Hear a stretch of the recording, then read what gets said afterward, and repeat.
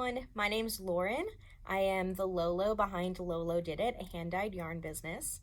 I wanted to do a tutorial today to show you how to use a scale to weigh your yarn so that when you come to the end of the pattern, you know whether you'll have enough yarn or not, or if you'd like to continue, how many times you can do that repeat until you run out of yarn.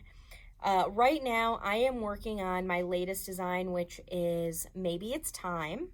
And toward the end of the pattern, I give instructions on binding off. And the bind off has two options. You can either bind off when it tells you to, or you can continue using the yarn until you run out. And I'd suggest using a scale to be able to find out that answer. So I will go ahead and show you how I use my yarn scale to get to the end of a pattern and use up all of my yarn so I don't have any leftovers, maybe make my shawl a little bit bigger and a little squishier. So I hope you enjoy the tutorial.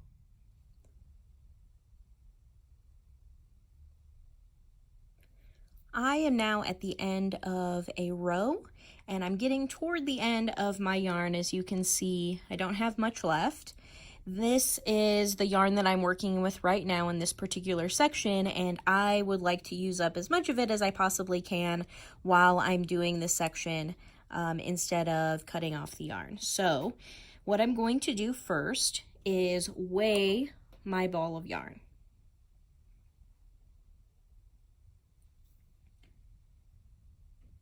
And this weighs 6.8 grams.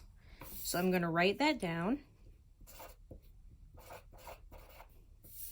6.8 grams. Now, what I'm going to do is come back to you after I've knit an entire row, both the right side of the work and the wrong side of the work, and come back right back to the starting position, and I will weigh it again. I'll be right back. Now that I've gotten to the end of the row, I am going to weigh my yarn. And as you can see on the piece of paper I already have, we started off with 6.8 grams. And then I knit all the way down the row for the front side and all the way back for the wrong side of this particular pattern. This is a garter stitch, plain garter stitch section. So when I put this leftover yarn on the scale, we've got 4.9 grams, which means if we subtract 6.8 from 4.9 from 6.8, that's 1.9 grams for each row. So if I know that each row repeat, both the front side and the back side, takes 1.9 grams, that means I can get in 2 more repeats. So if we take, I'm going to show this on my phone.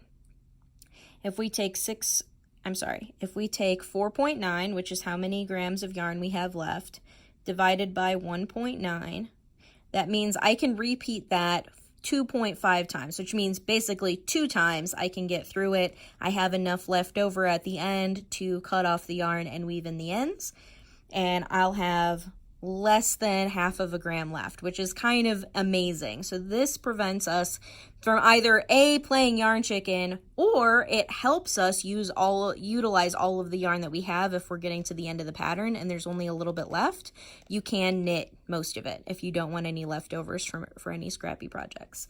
So I hope this helps you guys, and happy knitting. Let's talk about the scales I used. I recommend in all of my patterns a scale that reads 0.0 grams. That means that it has 1 decimal point, and it probably gives you the most accuracy when you are trying not to play yarn chicken. I have 2 different scales available on my shop. This one is the craft room scale, and this is called a pocket scale.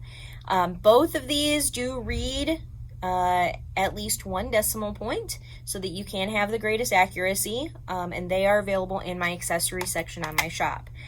This one in particular does hold an entire ball of yarn, whereas the pocket scale only holds your leftovers. So when you're getting to the end of the project, this is the one that you want.